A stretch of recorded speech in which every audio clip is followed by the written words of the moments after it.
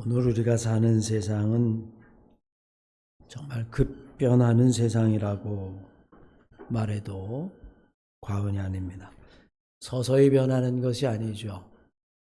하루아침에 때로는 한두 달 만에 세상이 바뀌기도 합니다. 마치 코로나가 우리에게 전혀 다른 세상을 경험하게 한 것처럼, 혹은 한두 해 지나면 세상이 바뀌어져 있는 것을 경험하기도 됩니다. 최근 수개월 동안에 벌어진 일명 관세전쟁이라고 불리는 급격한 세계 경제활동의 변화, 전문가들은 트럼프 라운드의 시작이다, 이렇게 이야기를 합니다.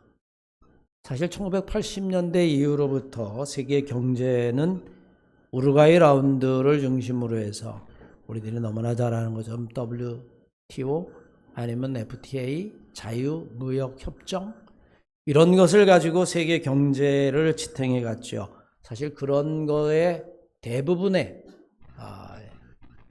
이익이라고 이야기할까요? 수혜는 우리나라가 굉장히 많이 본 편에 해당합니다. 석유 한 방울 나오지 않고 부존자원도 없는데 거의 무역을 통해서 오늘의 경제를 이루었다라고 이야기해도 과언이 아니기 때문입니다. 하지만 앞으로 우리나라의 미래가 어떻게 변할지 아무도 예측하기 어렵습니다. 이런 경제활동뿐만이 아니라 이것과 별도로 우리에게 다가오는 기후 문제는 인류가 점점 감당하기 어려운 극한 상황으로 내몰립니다. 지금도 유럽은 어마어마한 폭염에 감당할 수 없는 산불, 이제는 정말 감당하기 어려운 지경에까지 이르죠. 우리나라만 해도 마찬가지입니다. 폭우와 폭염이 반복되어지면서 계속해서 기록을 경신해 나갑니다. 200년 만이다, 250년 만이다, 기상 관측 이후로 최초다. 앞으로 어떤 기후재앙이 우리에게 펼쳐질지 모르죠. 오히려 우리는 우리가 사는 세대가 아니라 다음 세대의 생존을 고민해야만 하고 염려해야만 하는 그런 시대를 살아가는지도 모릅니다. 정말 긴 탄식이 저절로 나오는 세상입니다. 기후재앙을 넘어서면 인류 기술의 문명, 그 문명의 총알하고 하는 인공지능의 발전은 인간의 존엄성, 인간이 가지고 있는 그 인간성을 송두리째 변화시키려고 합니다. 인류가 수천 년 동안 쌓아온 윤리와 도덕이 있어요. 인간성이라는 게 있습니다. 그런데 인공지능은 그것을 하루아침에 바꿀 것을 우리에게 강요하고 있죠.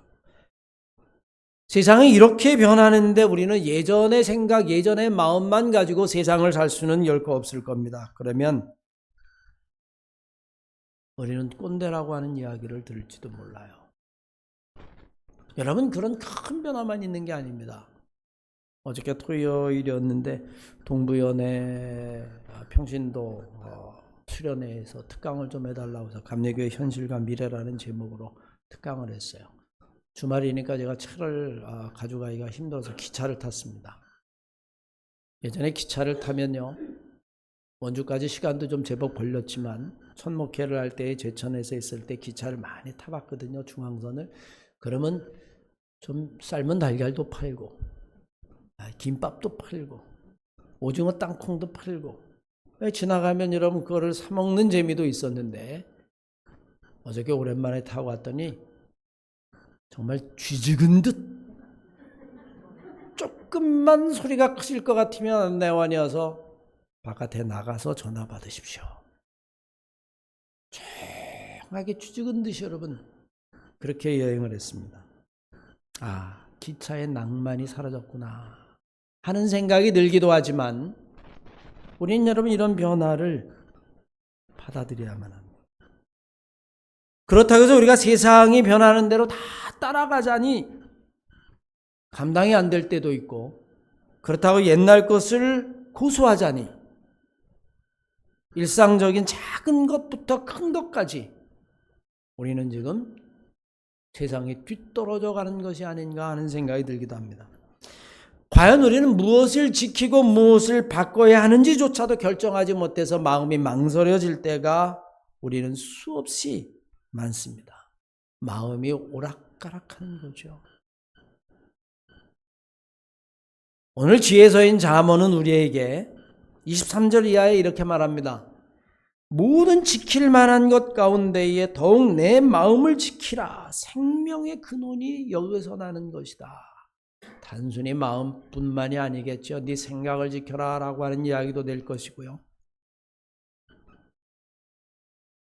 정말 그 중심을 잡을 수 없을 정도의 급격한 변화 속에서 내 마음의 중심을 잡고 내가 어떻게 해야 흔들리지 아니하고 살 수 있을까라고 하는 것들, 우린 여러분 어쩌면 위험한 세상을 살아갈 때에 그것이 바르게 사는 비결 중에 하나가 아니겠습니까?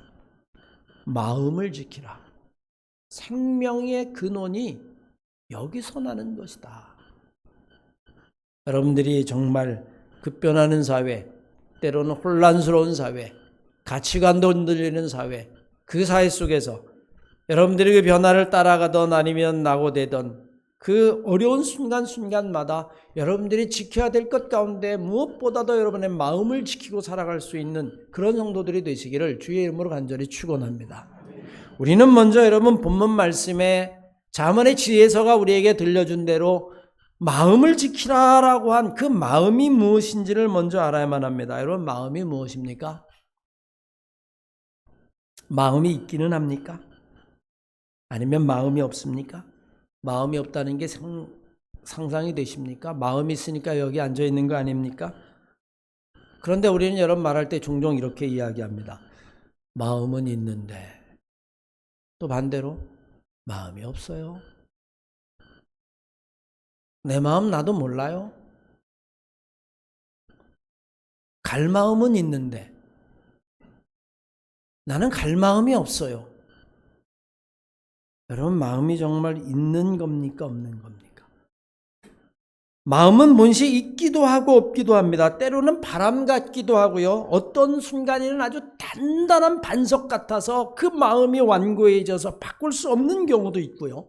마음이 영원하기도 하고 때로는 어저께 마음 먹었던 것들이 오늘 어디에 가서 사라져버렸는지 온데간데 없이 사라져버리는 덧없는 것이기도 하고요. 불교의 화엄경의 가르침에는 일체이심조라는 말이 있죠. 모든 것이 다 마음으로부터 만들어진다는 겁니다. 당나라로 유학을 가던 원효대사가 하루는 그 가는 길에 잠을 청하게 되죠. 무덤가였는지 자다 목이 말라서 주변을 너듬너듬 했더니 바가지 같은 것이 있어서 여러분 보니까 물이 있어서 그 물을 마셔요. 그 다음날 아침에 눈 뜨고 보니까 여러분 다 아시는 것처럼 그게 뭐예요? 해골 바가지에 있는 물입니다. 갑자기 토악질이 나고 견딜 수 없고, 그때 여러분 원효대사가 깨닫는 생각이 있죠. 이 모든 것들이 알고 보면 물이나 해골의 문제가 아니라 마음의 문제로구나. 그래서 여러분 이렇게 이야기합니다. 한 생각이 일어나니 만법이 일어나고 한 생각이 사라지니 만법이 사라지네. 일체가 다 마음이 하는 짓이로구나. 성경도 마음에 관한 이야기를 정말로 많이 합니다. 언급할 수 없을 정도예요. 마음이라는 단어를 치면요, 다 뽑아내지 못할 정도로 마음에 관한 이야기들이 많이 있습니다. 대표적으로 시편 19편 8절 이하의 말씀이면 여호와의 교훈은 정직하여 마음을 기쁘게 하고 여호와의 계명은 순결하여 눈을 밝게 하는도다. 마음을 기쁘다라고도 표현을 하는데, 마태복음 26장 38절 말씀이면 이에 말씀하실 때 내 마음이 매우 고민하여 죽게 되었으니 너희는 여기 머물라 나와 함께 있으라. 주님은 십자가를 앞에 두고 고민하기를 내 마음이 매우 고민하여 죽게 되었다. 물론 여러분 기도가 끝난 다음에 주님은 깨끗하게 가자, 때가 왔다, 그렇게 여러분 가벼운 마음으로 십자가를 지러 가기도 하시죠. 있기도 하고 없기도 하고 기쁘기도 하고 괴롭기도 하고 무겁기도 하고 가볍기도 하고 영원한 것 같기도 하고 덧없는 것 같기도 하고 모양이 있는 것 같기도 하고 모양이 없는 것 같기도 하고 도대체 근원을 알 수 없는 마음, 그 마음을 어떻게 지키라라고 하는 이야기일까요? 여러분들은 여러분의 마음을 어떻게 지키시겠습니까? 그게 지켜집니까? 그런데 오늘 성경은 지킬 만한 모든 것보다 내 마음을 지키라 그렇게 이야기해요. 우린 여러분 그러면 어떻게 해야 우리의 마음을 지킬 수 있는지를 알아야만 합니다. 결론적으로 이야기한다면 우리는 하나님의 말씀으로 우리의 마음을 지켜야만 합니다. 오늘 본문 말씀 지키라라고 하는 단어를 마음의 파수꾼이라고 하는 단어로 바꿔 놓았는데 영어 성경에는 guard your heart 그랬어요. 또 다른 번역에 보면 keep your heart with all vigilance 파수꾼을 세워가지고 그것을 지키라라고 하는 이야기죠. 여러분 박물관에 가면 아주 비싼 유적들이 있어요. 보물 같은 거. 우리나라 국립박물관도 마찬가지고요. 뭐 전 세계 루브르, 뭐 대형 박물관 그런 데 가면 여러분 그 보물들을 지키기 위해서 경비만 있을 뿐만 아니라 온갖 보안 장치들이 다 철저하게 되어 있습니다. 잘못 건드리면 경보가 울리고요. 경비원들이 출동을 합니다. 대통령을 지키기 위해서 경호원들이 여러분 철동 같은 방어를 하죠. 철통 같은 방어를 합니다. 불침번을 세우기도 하고 경비를 세우기도 하죠. 그러면 여러분 우리의 마음도 지키라라고 하는 이야기는 그렇게 우리의 마음의 불침번 아니면 우리의 마음을 지킬 수 있는 경비를 세워야 한다라고 하는 이야기와도 비슷할 텐데 우리는 여기서 한 가지 영과 마음을 좀 더 자세히 들여다볼 이유가 있습니다. 성경은요 수없이 마음에 대해서 이야기한다고 해서 1800번인가 여러분 마음에 관한 단어가 등장을 하는데 하나님은 마음이다 이렇게 말하지 않습니다. 하나님은 영이시다. 여러분 그렇게 말합니다. 하나님은 마음이 아니라 영이라는 겁니다. 창세기 1장 2절 이하의 말씀에 의하면 하나님의 태초에 말씀으로 세상을 지었다라고 이야기하는데 땅이 혼돈하고 공허함이 흑암이 깊음이 있고 하나님의 영은 수면 위를 운행하시느니라. 인간이 있기도 전에 인간의 마음이 연기와 같은 그런 마음이 있다가도 없는 그런 마음이 있기도 전에 하나님의 영이 수면 위를 운행하시니라. 요한복음 4장 24절 이하의 말씀에 의하면 하나님은 영이시니 예배하는 자는 영과 진리로 예배할지니라. 여러분 그렇게 이야기합니다. 우리에게 이해하기 쉽게 하나님의 마음에 대해서도 이야기하지만 하나님은 마음이다 이렇게 말하지 않아요. 하나님은 영이시다. 마음은 비울 수도 있고 혹은 욕심으로 가득 찰 수도 있습니다. 마음은 있다가도 없고 없다가도 있을 수 있지만 영은 그렇지 않습니다. 마음도 영도 보이지 아니하고 규정할 수 없는 것은 맞지만 그것은 같은 것이지만 영은 마음보다 훨씬 더 본질적인 하나님의 존재와 연결되어 있다라고 하는 사실입니다. 성경은 하나님은 마음이다 말하지 아니하고 영이다라고 말씀하시는 것처럼 사람을 마음의 존재라고 이야기하지 아니하고 오히려 영적인 존재라고 이야기합니다. 마음은 사람에 따라서 분명히 달라질 수 있습니다. 이 사람 저 사람의 마음이 다르고 같은 사람이라도 이 순간 저 순간 마음이 달라질 수 있죠. 하지만 영은 사람에 따라서 달라지지 않습니다. 오히려 영에 따라서 사람이 달라집니다. 왜냐하면 우리의 영은 곧 영이신 하나님의 존재와 연결되어 있기 때문에 그렇습니다. 여러분 결론적으로 이야기하면요. 우리의 마음을 지킬 수 있는 것, 손으로 잡을 수도 없고 경비를 세울 수도 없는 그 마음을 잡을 수 있는, 지킬 수 있는 유일한 방법이 있다면 영이신 하나님, 말씀이신 하나님, 하나님의 영, 하나님의 말씀이 우리의 마음을 지키는 줄로 믿습니다. 하나님의 말씀이 아니고서는, 영이신 말씀이 아니고서는 우리의 마음을 지킬 수 없다라고 하는 이야기입니다. 나도 모르게 늘 변하는 마음을 내가 지키는 것이 아니라 하나님의 말씀, 하나님의 영이신 말씀으로 인도를 받고 지켜야 한다라고 하는 이야기입니다. 그러면서 오늘 성경 말씀을 조금 더 묵상하면 좀 구체적으로 말씀해요. 20절 말씀에 보면 내 아들아 내 말에 주의하며 나의 이르는 것에 귀를 기울이라 라고 이야기합니다. 하나님의 말씀에 귀를 기울이라. 사실 우리 인생은요, 누구의 말에 귀를 기울이냐에 따라서 인생이 결정된다라고 이야기도 과언이 아니에요. 집에서는 누구의 말을 들어야 돼요? 아내의 말을 들어야 돼요. 차를 타고 운행할 때는 누구의 말을 들어야 돼요? 내비게이션의 말을 들어야 돼요. 왜? 길이 너무 복잡해가지고 알 수가 없어요. 누구의 말을 듣느냐라고 이야기하는 것. 그래서 공자는 논어위정편에 보면 나의 60을 이순 잘 알아듣는다라고 이야기했습니다. 잘 알아듣는다는 이야기는 좋은 말만 듣는다는 이야기가 결코 아니에요. 여러분, 좋은 말만 듣는 사람은 결국에는 여러분 망하게 돼 있습니다. 왜? 쓴소리는 싫어하거든요. 아주 많은 사람에게 둘러싸여서 충고나 조언을 들으려 하지 않아요. 여러분, 충고와 조언이 뭔지 아시죠? 충고와 조언이 어떻게 다른지 아십니까? 충고는요, 기분 나빠요. 조언은 더 기분 나빠. 그래서 사람들이 충고나 조언을 안 들으려고 해.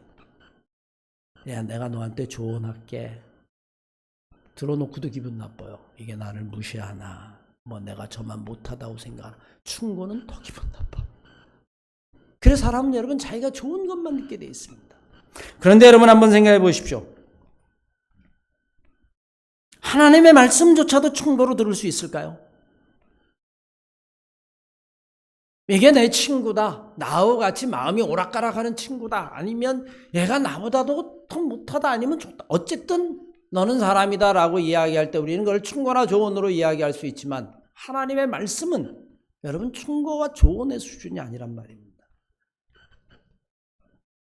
하나님의 말씀은 영의 말씀이고 하나님의 말씀은 영의 감동으로 되어진 것이고 그 말씀을 들을 때에 우리는 우리의 마음을 지킬 수 있기 때문입니다.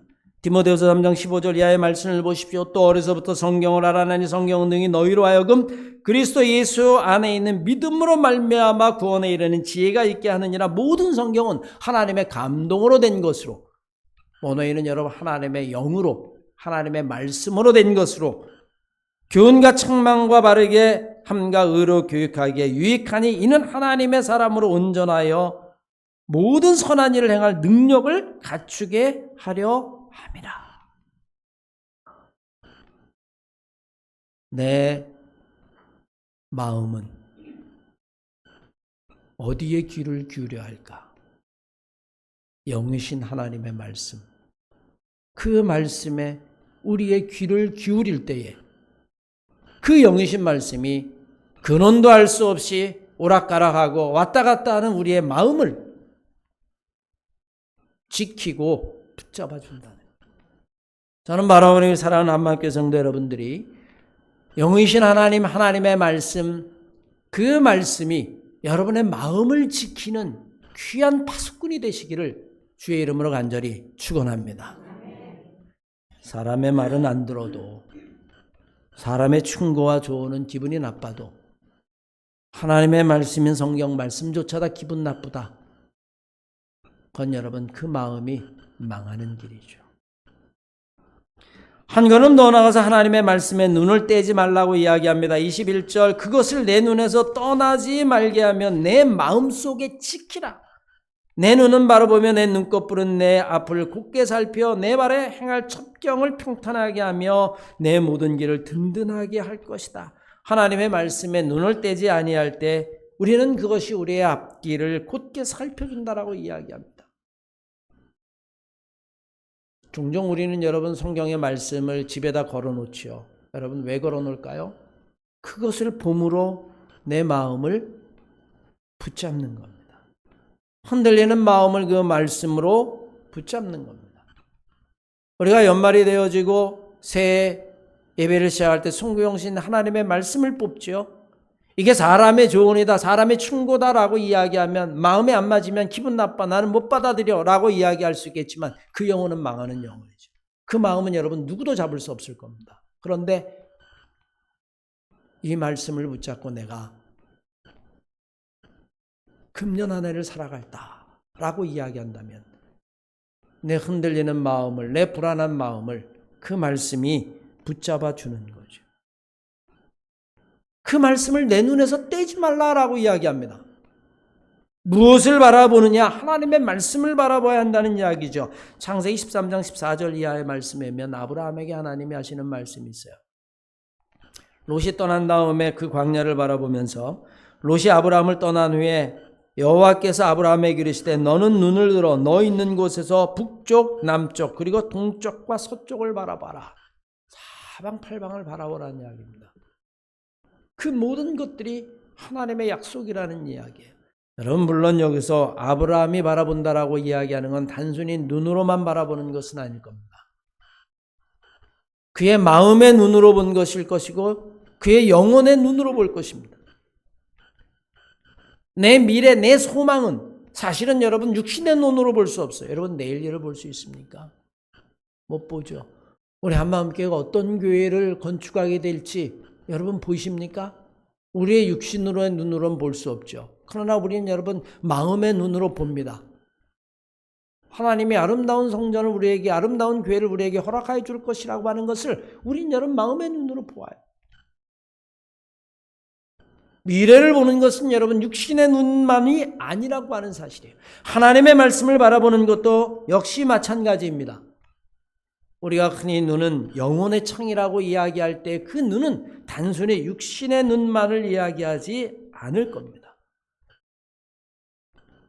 유대인의 교육 방법 가운데 하나 권할 만한 게 아이들이 글자를 외우기 시작하면 여러분 사방에다가 그들이 알고 있는 토라를 적어 놓는다는 거예요. 눈 뜨면서 그것을 계속 볼 수 있도록 말이죠.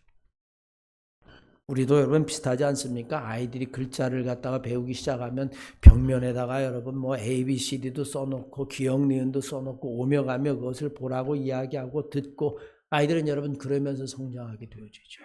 무엇을 보느냐? 무엇을 듣느냐? 하나님의 말씀, 그 영이신 말씀이 우리의 마음을 지킨다는 이야기죠. 한 걸음 더 나아가서 여러분 지혜로운 입술에 대해서도 이야기합니다. 24절 말씀을 보십시오. 구부러진 말을 내 입에서 벌며 삐뚤어진 말을 내 입술에서 멀리하라 라고 이야기합니다.